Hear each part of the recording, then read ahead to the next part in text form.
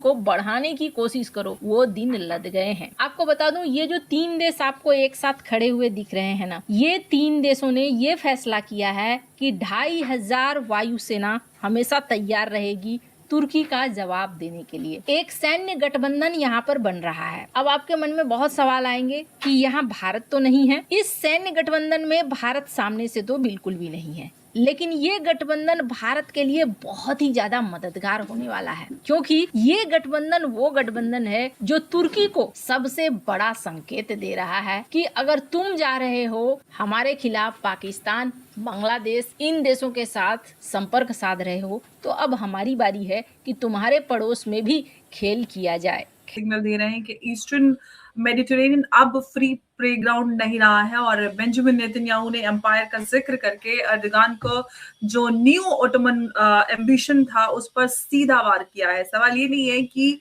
क्या ये शब्दों की वार्निंग है या फिर ग्राउंड पर नए मिलिट्री जो इक्वेशंस है उनकी नई शुरुआत है। तो जो सिग्नलिंग हो रहा है, भारत का जो आईमेक रूट है वो भी उधर से ही गुजर रहा है और टर्की नहीं चाहता कि आईमेक का जो रूट है वो एक तरह से ऑपरेशनल हो।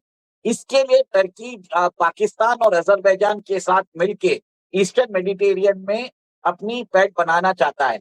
और अब भारत क्या कर रहा है, भारत डायरेक्टली अलाई हो रहा है आर्मीनिया के साथ, पर भारत ने भी अपना एक ट्राइलेटरल अलायंस बना लिया है with Greece, Cyprus and India.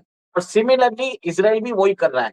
और एक और एक चीज है, इजराइल के प्रधानमंत्री अगले साल भारत आने वाले हैं। इजराइल की डिफेंस कंपनीज भारत के अंदर अपने आर्म्स बनाने वाली है, क्योंकि आप ये देखिए इजराइल को ब्लैकलिस्ट कर दिया गया है 42 कंट्रीज के द्वारा। भारत और इजराइल के बीच रणनीतिक साझेदारी लगातार मजबूत हो रही है। रक्षा सहयोग, इजराइल भारत के लिए एक प्रमुख रक्षा आपूर्तिकर्ता है। नवंबर 2025 में दोनों देशों ने रक्षा उत्पादन और आई में सहयोग के लिए एक नया समझौता किया है। अक्टूबर 2025 में नेतन्याहू की भारत यात्रा ने इन संबंधों की गहराई को फिर से पुख्ता किया है, जो एर्दोगन के रुख के बिल्कुल विपरीत है। भारत और तुर्की के संबंधों में पिछले कुछ समय से खटास आई है, जिसके मुख्य कारण है कश्मीर मुद्दा। तुर्की का कश्मीर पर पाकिस्तान का लगातार समर्थन और संयुक्त राष्ट्र अण में इस मुद्दे को उठाना भारत के लिए नाराजगी का विषय रहा है। रणनीतिक दूरी, दिसंबर 2025 में प्रधानमंत्री मोदी की ओमान और जॉर्डन की यात्रा को विशेषज्ञों ने तुर्की से एक रणनीतिक दूरी बनाने के संकेत के रूप में देखा है।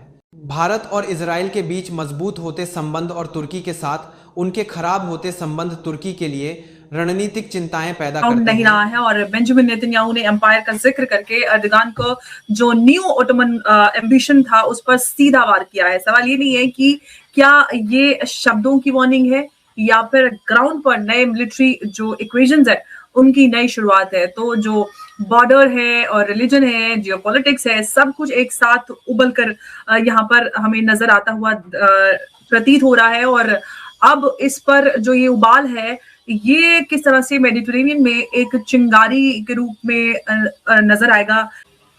देखिए, बेंजामिन नेतन्याहू ने क्लियर कट शब्दों में रेकब तायब एर्दोगान को वार्निंग दे दी है कि वो जो पुराना ओटोमन एम्पायर है जो वो क्रिएट करना चाहते हैं और खलीफा बनना चाहते हैं, एक तरह मुस्लिम वर्ल्ड में अपनी बादशाहत स्थापित करना चाहते हैं, वो भूल जाए। को इतना मजबूत बना रहे हैं, फोटो शोटो खिंचवा रहे हैं, इस चीज को इतना महत्व दे रहे हैं कि वो खुद डिलीवर करने के लिए आए। पाकिस्तानी नौसेना वहां पहुंची थी और मंच पे पहुंचकर इन्होंने डिलीवर किया। भारत के लिए तुर्की एक टेंशन बनता जा रहा है, सिर्फ भारत के लिए ही नहीं बल्कि इजराइल के लिए भी। और सबसे बड़ी बात आपको बताऊं, और कहते हैं ना कि जब महत्वाकांक्षा हावी हो जाती है तो या तो पतन की ओर ले जाती है या उत्थान की ओर ले जाती है। अर्दोगन की है वो समय नजदीक आता जा रहा है ऐसा लगता है। नेतन्याहू ने एक समिट का आयोजन किया और इस समिट में, इस वीडियो को देख सकते हैं आप, तीनों देश साइप्रस, ग्रीस और बीच में जो खड़े हैं वो है नेतन्याहू। नेतन्याहू ने यहाँ पर खड़ा होकर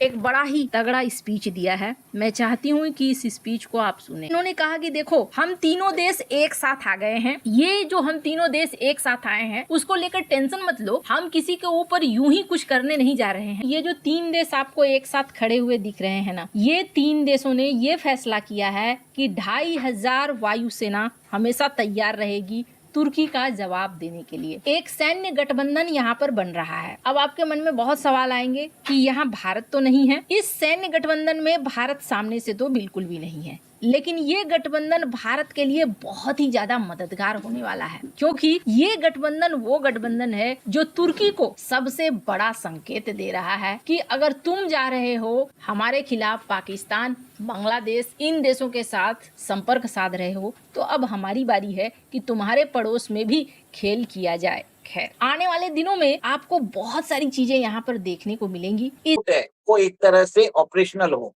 इसके लिए टर्की पाकिस्तान और अजरबैजान के साथ मिलके ईस्टर्न मेडिटेरियन में अपनी पैठ बनाना चाहता है। और अब भारत क्या कर रहा है, भारत डायरेक्टली अलाई हो रहा है आर्मीनिया के साथ, पर भारत ने भी अपना एक ट्राइलेटरल अलायंस बना लिया है with Greece, Cyprus and India. और सिमिलरली इजराइल भी वही कर रहा है। और एक और एक चीज है, इजराइल के प्रधानमंत्री अगले साल भारत आने वाले हैं। इजराइल की डिफेंस कंपनीज भारत के अंदर अपने आर्म्स बनाने वाली है, क्योंकि आप ये देखिए इजराइल को ब्लैकलिस्ट कर दिया गया है 42 कंट्रीज के द्वारा। अब इजराइल को अपना कम्पिटिटिवनेस बनाने के लिए उसको अपना डिफेंस प्रोडक्शन इंडिया शिफ्ट कर रहा है। देखिए, भारत ने इजराइल से लोरा मिसाइल सिस्टम्स लिया था, इजराइल वही मिसाइल सिस्टम्स ग्रीस को भी देने वाला है। और एक तरह से उन्होंने वहां पर स्ट्रेटेजिक फोर्स बना रहे हैं। जो चीजें हैं एक तरह से रेडलाइन हो चुकी है बेंजामिन नेतन्याहू के लिए। देखिए, कुछ समय पहले भारत के प्रधानमंत्री नरेंद्र मोदी जी साइप्रस गए थे, और वहां पर उन्होंने उस लाइन पे जाके बॉर्डर पे गए थे जहां से टर्की का एरिया था। तो एक तरह से स्ट्रेटेजिक सिग्नलिंग हो रहा है। भारत का जो आईमैक रूट है वो भी उधर से ही गुजर रहा है, और टर्की नहीं चाहता कि आइडेंटिक फोर्स के अंदर ग्रीस 1000 अपने ट्रूप्स देने वाला है, इजराइल 1000 ट्रूप्स देने वाला है, और साइप्रस 500 ट्रूप देगा। एक जॉइंट फोर्स बना रहे हैं। गठबंधन यहाँ पर बन रहा है। अब आपके मन में बहुत सवाल आएंगे कि यहाँ भारत तो नहीं है। इस सैन्य गठबंधन में भारत सामने से तो बिल्कुल भी नहीं है, लेकिन ये गठबंधन भारत के लिए बहुत ही ज्यादा मददगार होने वाला है,